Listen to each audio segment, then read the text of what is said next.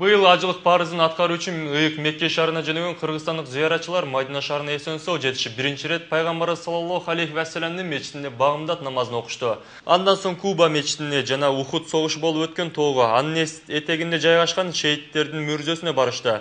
Ошондой эле зыяратчылар эми Кыбла мечитинде болушту. Учурда алар Мекке сапарына даярдык көрө баштады. Бул тууралуу муфтияттын маалымат кызматы билдирди. Теманы улай эле бизде ажылык сапарга аттангандардын арасында жүргөн белгилүү журналист Мыктыбек Арстанбек менен байланышууга аракет кылып, ал жактагы абал тууралуу сурап билсек. Ассаламу алейкум Мыктыбек ай, Меккеде азыр аба ырайы кандай? Алейкум ассалам, оштобу. Бүгүн Меккеде абанын температурасы 47 градуска чыкты.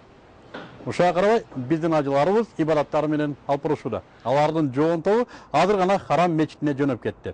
Байкашыбызча куптан намазынан кийин Харамда элдин саны азаяп, бирок багымдатка чейин кайра агылган эл азырге толуп алат. Быйылкы негизги мечиттеги курулуш иштерине байланыштуу бүткүл дүйнөдөн чакырылган ажылардын саны 20%га кыскарганына карабай, негизги ажылык күндөрү ал жерде кандай толуп болот, биз да таң калуу менен күзөтүп турабыз. Бүгүн да Мадина аркылуу Кыргызстандан ажылардын дагы бир тобу келип, Меккенин Азизия районундагы эң жайлуу деп табылган биз токтогон мейманканадан орун алышты. Жылда кыргызстандык ажылар Меккенин Азизия жана Хайл-Хижра райондарына жайгашчу. Ал жердеги мейманканалардын шарты ар башка болчу. Жакшылары да, начарлары да бар эле. Быйыл, Кудайга шүгүр, кыргызстандык ажылардын 2000ге жакыны мына ушул эң жайлуу деп табылган Азизияда мейманканага токтосо, калгандары Хайл-Хижрадагы эң жакшы деп табылган жатаканага жайгаштырылат. Оштобу?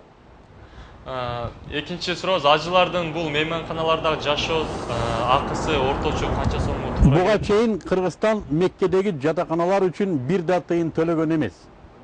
Буга чейин кыргыз муфтилери бул багытта өтө жакшы иштеп келишкен. Быйыл да Кудайга шүгүр, кыргызстандык ажылар бул жатакана үчүн да бир тыйын төлөбөйт. Ушул эле мейманканалардын ээлеринин айтышынча, бул да болсо кыргыз муфтиятынын бүгүнкү жетишкендиги. Оштобу? Рахмат жооңузга. Биз менен байланышкан ажылык сапарында жүргөн белгилүү журналист Мыктыбек Арстанбеков болду.